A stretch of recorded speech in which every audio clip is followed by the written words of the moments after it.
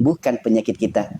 Untuk mengubah malam menjadi siang saja Allah sanggup, apalagi hanya sebatas mengubah dari sakit menjadi sembuh bagi hambanya.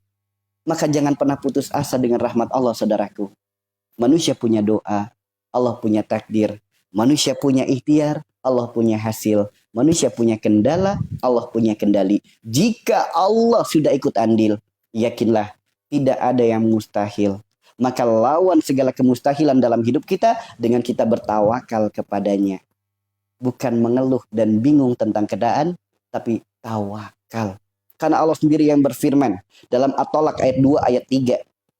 Wa may yattaqi la yaj'allahu makhraja wa yarzuqhu min haitsu la yahtasib wa may yatawakkal 'alallahi fa huwa hasbuh innallaha balighul amri qad ja'alallahu likulli syai'in qadra. Allah berjanji kepada siapapun hambanya yang bertawakal kepadanya, Allah akan berikan pintu-pintu pertolongan dari arah yang tidak kita sangka-sangka. Tidak ada yang mustahil jika Allah sudah ikut andil.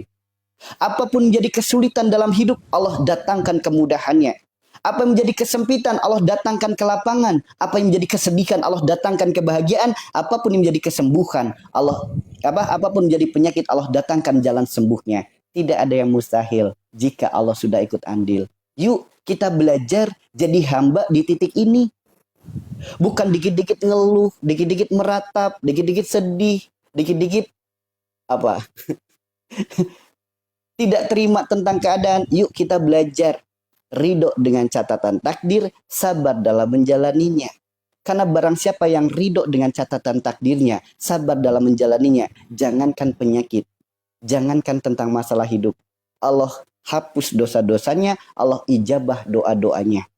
Karena kunci mustajabnya doa adalah kejernihan hati dan jujurnya perilaku. Jujur dulu kita ridho dengan catatan takdir ini. Dan jernihkan hati kita. Apapun catatan takdir kita, jangan sampai membuat kita berprasangka buruk kepada Allah.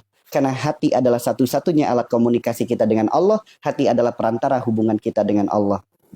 Jagalah hati kita, Allah akan jaga kehidupan kita. Tatalah hati kita, akan tertata semua penghidupan dan kehidupan kita. Itulah sunnatullah dalam hidup. Karena kunci itu semua terletak pada hati. Maka mari sama-sama kita belajar ridho dengan catatan takdir. Yuk belajar ridho. Belajar nerima. Terima dulu aja udah. Nggak usah diambil pusing. Diterima dulu aja. Dilatih untuk sabar.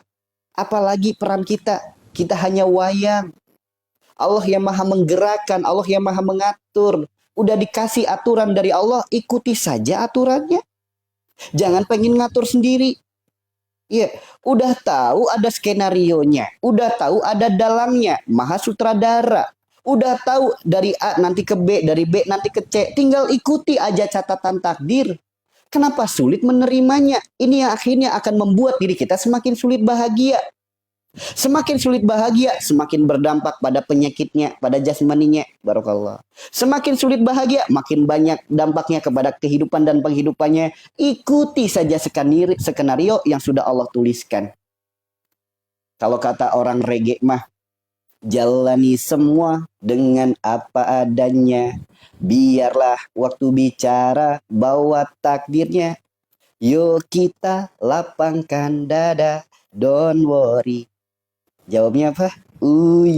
Kan gitu kata anak-anak reggae. Ayo jalani semua. Ridho dulu dengan kenyataan hidup. Ridho dengan kenyataan takdir. Ridho dulu aja. Terima. Sabar dalam menjalani.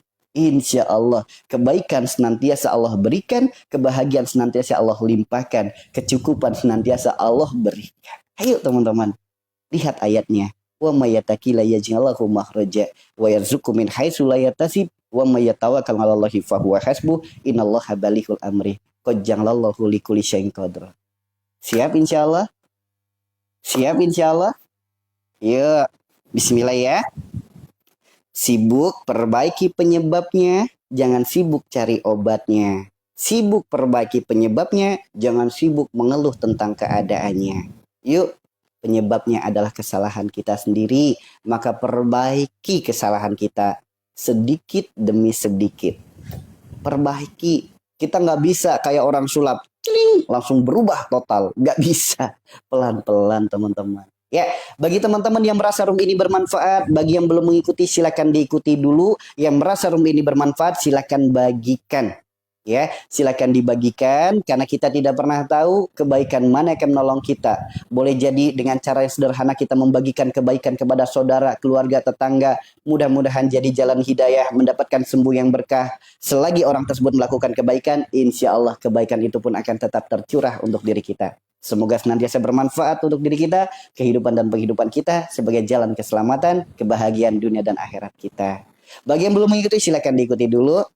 Bagi yang merasa bermanfaat, yuk kita doakan bersama. Semoga Allah senantiasa tinggikan cahaya majelis kita, Allah luaskan cahaya majelis kita. Karena majelis kita adalah majelis zikir silaturahim umat cahaya ilahi yang bertempatkan ada di Pekuncen, kecamatannya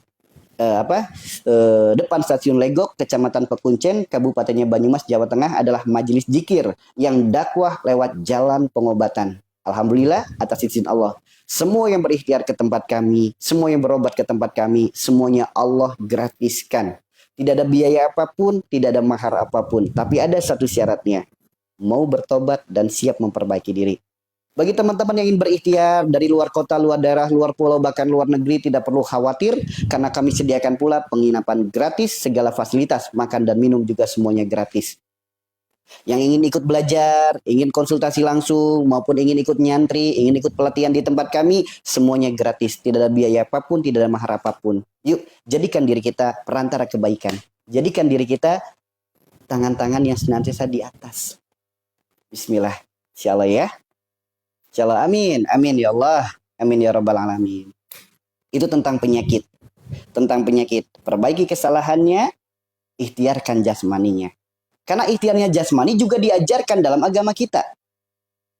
Barakallah, barakallah. Ya, ikhtiar jasmani juga diajarkan dalam agama kita. Diajarkan oleh Nabi. Nabi mengajarkan kepada diri kita ikhtiar jasmani. Kata Nabi, cukup tempelkan tangan di bagian tubuh yang sakit. Akan berkurang rasa sakitnya, bahkan bisa jadi perantara jalan sembuhnya. Teman-teman percaya nggak?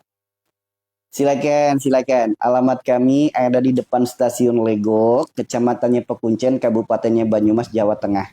Setiap malam Ahad selalu ada pengobatan massal. Setiap malam Ahad selalu ada pengobatan massal, ada doa bersama, zikir bersama, muhasabah bersama. Itu setiap malam Ahad. Siapapun boleh hadir tanpa harus daftar di malam Ahad. Bagi yang luar kota, luar daerah nggak perlu khawatir. Nggak perlu sewa-sewa kamar, cari-cari hotel, nggak perlu. Kami sediakan penginapan gratis, segala fasilitas, makan dan minum juga semuanya gratis. Sorry itu ya. Silakan. Ya. Yuk, lihat. Bahkan ikhtiar jasmani saja diajarkan dalam agama kita. Cukup tempelkan tangan di bagian tubuh yang sakit, akan berkurang penyakitnya. Bahkan bisa jadi jalan sembuhnya. Ya, banyak yang dari Bandung, banyak. Kemarin aja banyak peserta-peserta pelatihan dari Bandung, banyak. Insya Allah dari seluruh Indonesia ada. Insya Allah. Ya. Betul, Barakallah Muhammad Syahroji udah dituliskan alamatnya. Ya, lihat ya, diajarkan oleh Nabi, cukup tempelkan tangan di bagian tubuh yang sakit akan berkurang penyakitnya. Bahkan bisa jadi jalan sembuhnya. Kenapa bisa seperti itu?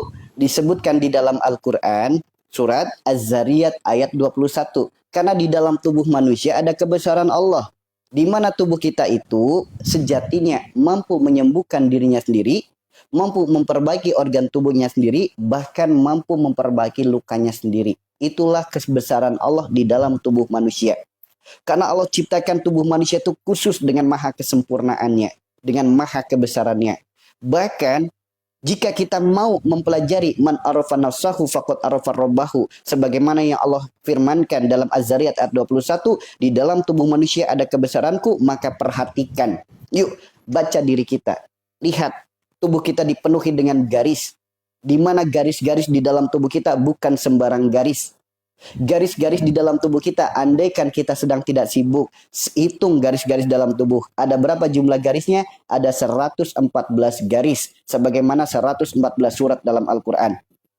Baik garis kepala, garis mata, dahi, wajah, mulut, leher, dada, perut, tangan, kaki, punggung, dan lain sebagainya. Jumlah garis di dalam tubuh manusia ada 114 garis. Sebagaimana 114 surat dalam Al-Quran. Diajarkan oleh Nabi, tempelkan tangan di bagian tubuh yang sakit akan berkurang penyakitnya, bahkan sembuh penyakitnya. Di mana tempelkannya? Di garis tubuhnya. Kenapa hanya menempelkan tangan penyakit bisa sembuh, kata Nabi? Karena di dalam tubuh manusia, sebagaimana dijawab oleh Allah, ada kebesaran Allah. Maka perhatikan tangan kita. Tangan kita tidak memiliki apa-apa, namun di sini ada kebesaran Allah. Allah perintahkan, perhatikan. Tangan kita hanya dipenuhi dengan garis. Di telapak tangan ada garisnya, di jari ada garisnya. Jika kita mau menghitung ada berapa titik ruas jari kita,